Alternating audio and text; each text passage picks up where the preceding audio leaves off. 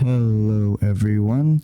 So in today's video, I will show you guys on how to install Kodi on Windows 11. So first, open up your web browser and search up for Kodi, and then once you've searched it, you can either click on download right here, just go directly to download for Windows, and then choose your installer if you're 64-bit or 32-bit, or just install it directly from the Windows Store.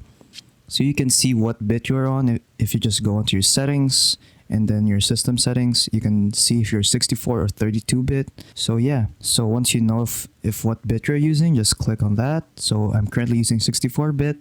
So just install it and then it will start downloading, and then just wait for that to finish. Once it is done, just double click on the .exe file, just click on yes, and then let's start up with the installation. So just click on next, I agree, click on next again, click on next, and then click on install. Wait for that to finish, and then what you can do is you can run Kodi once it is done installing. So I'll just run it and then just click on finish, click on allow, and then you are done. You have now installed Kodi for Windows 11. So yeah, that is pretty much it on how to install Kodi in Windows 11. Hope you guys enjoyed the video.